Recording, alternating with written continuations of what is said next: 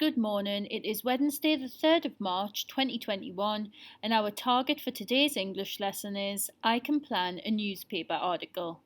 Today we are going to read Blood and Snow together. We are going to do a quick quiz, and then we are going to plan our own newspaper article using a template and everything that we have learned this week. Let's begin by reading Blood and Snow. It is chapter 20 and it is on page 145. Are you sure about this? Ellie's nose was pressed against the glass of the Emporium's front window. She peered out into the wintry Manhattan darkness. Snow had begun to fall. It was now well after midnight, and Mr. Silver had been gone an entire day. I'm sure, said Daniel, pulling on his coat and gloves and scarf. I wish I could go with you. To Daniel's great surprise, Ellie grabbed him and hugged him tight. Be careful. I will. I'd better go. The New York streets were eerily silent that night, every sound smothered by the thick layer of snow coating the city. Mostly, people had chosen not to brave the bitter cold and the ice-coated sidewalks. Central Park seemed even bigger now that Daniel was alone, and the darkness brought with it the sort of characters who wished to go about their business unnoticed. He tucked his chin to his chest and hurried on, trying hard not to look at anybody. When he walked under a small footbridge, he imagined that someone was following and began to run. He did not stop until he was past the plaza. 8 blocks later, he spun into the alley and arrived at Bazaar's Bazaar. There was only one other customer inside, a man in a long brown coat, browsing row upon row of bottles. Daniel approached the counter. Excuse me. The shopkeeper, the one with skin like blue-veined cheese, had been examining a golden locket with a magnifying glass. At the sound of Daniel's voice, he looked up, one milky eye magnified through the lens. No refunds, he said, and he turned his attention back to the locket on the counter. What? I never forget a face, said the shopkeeper, especially a face connected with so much cash. You were in here a few nights back with the rich man. Well, you can tell him from me, sending a kid isn't going to soften me any. Oh no, I don't do refunds. Daniel shook his head. That's not why I'm here. I wanted to ask you about what you sold us the other night. The shopkeeper looked up and smiled, showing Daniel a crooked row of rotten yellow teeth. Ah, a very fine item. Was it? The shopkeeper leaned over the counter on folded arms. Very fine. Let's just say it's not every day you come into possession of a vial of unicorn blood. A crash from nearby. The second customer had dropped a metal box to the floor and was on his hands and knees scooping up the powder that had spilled. Hey! Yelled the shopkeeper. Careful with the merchandise. You break it, you buy it. Unicorn blood, said Daniel. Are you pulling my leg? I'm not pulling anything. So you're telling me there are really unicorns out there? Daniel had come to accept that the world was a far stranger place than he had ever imagined. Even so, a unicorn seemed a little far-fetched. Kid, if you know where to look, everything's out there. Why would someone want unicorn blood? The shopkeeper smiled. Unicorn blood, he said, is sometimes called liquid life. Just a few drops will cure you of your ills and boost your strength. It's very, very rare. And very expensive, which is the quality I like best. And there it was. What Daniel had hoped was not true. Silver was ill. There was no other explanation, and the treasure was a cure. When he left the bazaar, the cold of the night had sharpened, and the snow was falling harder. He pulled his coat and scarf tight, leaned into the wind as he walked. In Central Park, trees sagged under the weight of the snow. Daniel's feet crunched through the sparkling white canvas, leaving footprints. When he reached the darkest part of the path, where it wound under the little footbridge, he was struck again by the strong sense that someone was following. He cast a quick glance back the way he'd come. He was not alone. Through the falling snow, he saw a figure in a long brown coat and recognized it as the customer he'd seen in the bazaar. The figure slowed as Daniel turned, as though trying not to look suspicious. And then something happened. Something that turned Daniel's spine to ice. Two glowing dots appeared on the figure's face, burning orange like cigarette ends. They were eyes. Daniel could see the entrance to the park, 200 meters away. He began to run. Cold air burned his lungs as his feet pounded the snow. The gate drew nearer with every step, but the man was catching up. Daniel's blood froze as a hand grabbed at his coat. He squirmed and yelped, managing to slip out of his coat, landing a wild blow to the man's ear. He broke free and tore through the gate to the streets. The Emporium was only a block away. Daniel skidded between two parked cars, leapt onto the sidewalk. He ran and ran and ran, not looking back, imagining cold hands wrapping around his neck. Warm light poured from the shop window just a street away, and he thought he saw someone standing at the door, someone very tall. Daniel's feet hit a frozen puddle.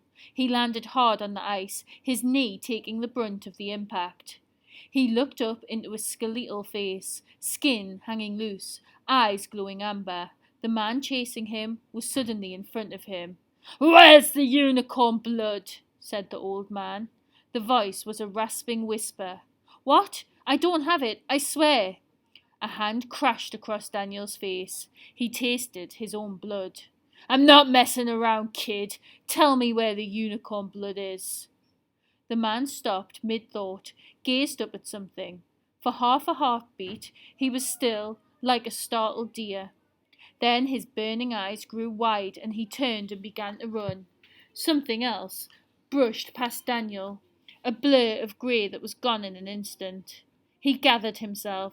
He could feel hot blood seeping from his knee. The short walk across the street to the Emporium seemed to take forever. "So, who saved you?" said Ellie, back in the warmth of the shop. She was dabbing Daniel's knee with whiskey from Silver's desk. It burned and stung. "I don't know," he said through gritted teeth. "For a second I thought it was Mr. Silver." "I'd have seen him if it was," she said. She placed the whiskey back on the desk. "There, done. So you really think Papa is ill?" "It makes sense," said Daniel, rolling his trouser leg back down. "The way he's been acting, how old he looks all of a sudden. He can't have bought the unicorn blood for anything else, can he? The shopkeeper said the stuff's famous for curing diseases." Ellie took a long breath. "Why hasn't he told me?" "He probably doesn't want you to worry." "Daniel, what if the cure didn't work? What if we can't find Papa because he's gone somewhere far off in the shop to die? The plan he tried to leave us. It might have been instructions for what to do after he's gone." The bell at the door sang out, and a deep voice said, "Hello, anybody here?" "We didn't lock the door," said Ellie. She wandered around towards the front door, where a tall, broad-shouldered man stood, silver hair and moustache glinting in the firelight. He wore an expensive-looking charcoal suit and carried a silver-handled cane. Electric blue eyes darted around the room, but he did not see Ellie. She was as much a ghost to him as to any other outsider who came into the Emporium. The tall man spotted Daniel at the back of the shop and moved towards him, passing straight through Ellie, like she was made of nothing but light and shadow. He stopped in front of Daniel, staring down at him. "Are you looking for something in particular?" Daniel asked. "Not something," said the man. "Someone. I'm here to see Lucien Silver." Ellie held up her hands, indicating she didn't know the stranger. "Nobody's ever come looking for Papa before." Mr. Silver isn't available." The tall man reached into his coat and produced a grey leather wallet. From the wallet, he took a piece of paper and unfolded it. He handed the paper to Daniel. It was a clipping from a newspaper, some sort of review about a magic show. The date on the paper was 1884. There was a picture of two men. One of them was the man who stood before Daniel now, and he had not aged at all since the photograph was taken. The other man staring out from the picture was a teenage Mr. Silver. There was no doubting it. Beneath the photograph, a caption read, The incredible magic act of Vindictus Sharp, right, and Lucien Silver is the talk of the theatrical scene. Ellie scanned the clipping over Daniel's shoulder. He knows Papa, she said. As you've probably gathered from the photograph, my name is Vindictus Sharp, said the tall man. I was, and remain, a friend of Lucien's. He took back the photograph and indicated the young Mr. Silver. In fact, I was his teacher. Somebody taught Mr. Silver, said Daniel. Sharp nodded. I will come straight to the point. I am worried about Lucien. I attended his charming Halloween ball, and I was shocked to see how weak he has become. And now tonight, when I return to check on him, I find a child running the shop. The very same child I have just rescued from a mugger on the sidewalk. That was you, said Daniel. Sharp waved the question away. If you wish to repay me, tell me what is going on around here. Where is Lucien Silver? Daniel glanced to Ellie. I don't like him, she said. She sniffed the air around Sharp. He smells funny, and if he's such great chums with Papa, how come I've never heard of him? Ellie had been brought up by Mr. Silver to protect the Emporium, to trust no one from the outside world. Daniel knew this. But these were desperate times. Silver was missing, and the Emporium was beginning to decay. Vindictus Sharp had saved Daniel's life, and he seemed genuinely worried about Mr. Silver. Surely Daniel owed him a chance. We don't know where Mr. Silver is, he said. He's missing, but we think he's somewhere in the Emporium, and we think he's ill. He bought unicorn blood. That's why I was mugged. The mugger heard me asking the shopkeeper about the blood and fancied some for himself, I guess. Sharp sat on the edge of a table piled high with golden coins. This is most worrying, he said. Why are you so sure Lucien is still inside the shop? Is there anything you're not telling me? Daniel was torn. His hand moved to the pocket of his jacket, to the Book of Wonders. Don't do it, said Ellie, but it was too late. Sharp's eyes were already on Daniel's hand. What have you got there? Daniel could do nothing but bring out the book. Mr. Silver doesn't leave the shop without this, he said. Not ever. I found it. When he saw the cracked black cover, Sharp made a tiny movement with his hand, as if he were about to reach out. His eyes did not leave the book as he said, This is worse than I thought. I know Lucien, and I know all about that book. If he has left it behind, then he must be in real trouble. Daniel watched Sharp, who was watching the book. He slipped the book back into his pocket. Sharp flashed a smile. You have written in the book. I can tell by the way you hold it. Daniel looked to Ellie, who was staring back at him, her mouth open. Is it true? She said. Has Papa let you write in it? Daniel hung his head. He knew he'd technically done nothing wrong by writing in the book, but somehow he felt guilty for being able to do what Ellie couldn't, as if he was stealing a piece of her Papa away from her. Yes, he said, both to Ellie and Sharp. Ellie nodded, but there was a faraway look in her eyes, and Daniel wished he'd been more honest with her from the start.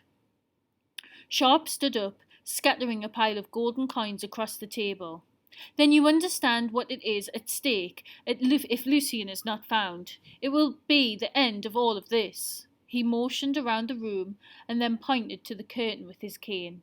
The end of all that lies beyond.